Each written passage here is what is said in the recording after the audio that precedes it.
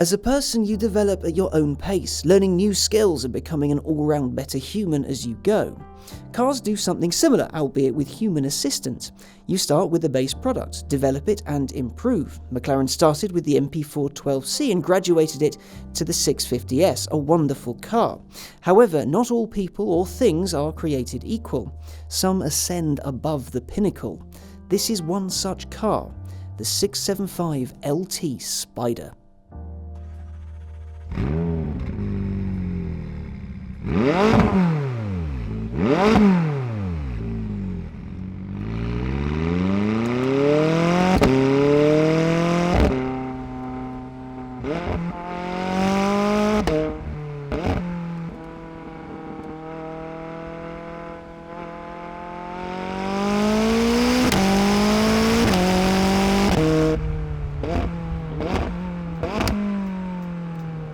The 675LT Spider isn't just an upgrade of the 650S.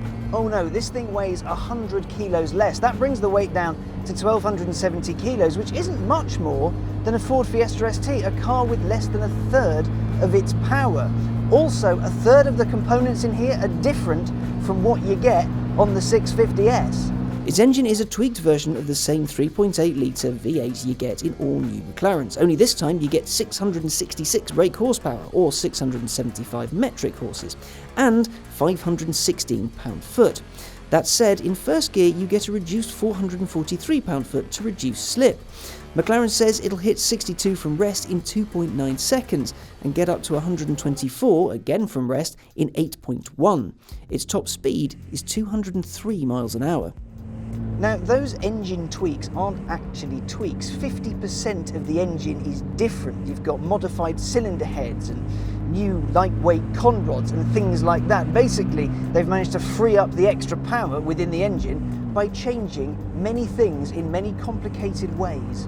Now, what about all that LT stuff? Well, LT stands for long tail, which is a McLaren thing.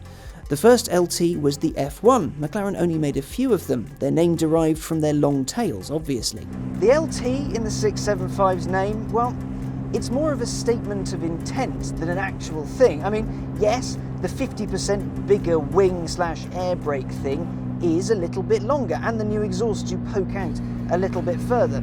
However, it's not really that long in the tail, but it is, like the original long tails, super powerful, super fast, and super rare. The Spider came about because the LT Coupe's customers couldn't get enough of them.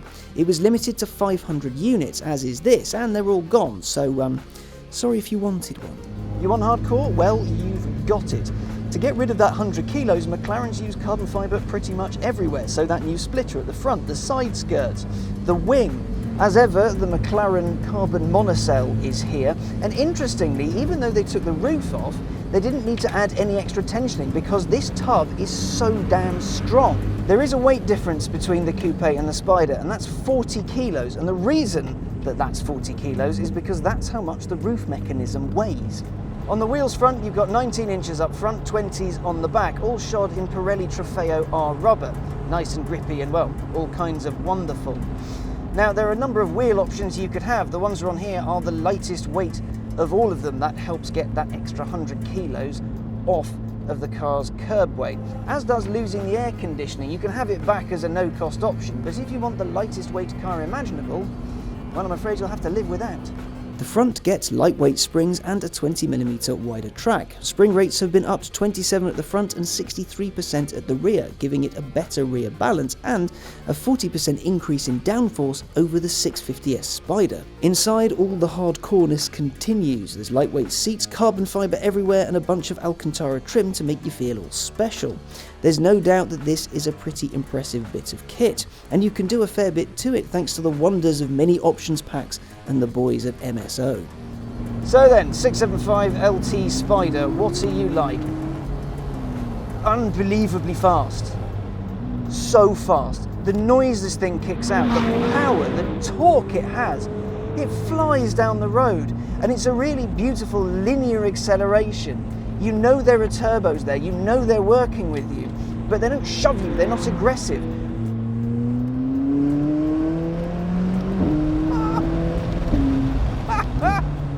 So I haven't had an enormous amount of time to get my head around it. But with each time I was going round a certain corner, I was just going a little bit quicker, 5 kph, 10 kph. And with each time, my face was moving a little bit further out, like that. And I looked a little bit like a jelly man. The G you can pull in this thing. You can go round a corner at pretty much any speed you like. This feels less like a road car and more like an actual racing car, but it's still somewhat civilised. Yes, it is noisy because that engine and those exhausts are amazing. They make such a good noise. I love the sound this car makes. The manual shifts on the paddles are really violent. They do snap you forward.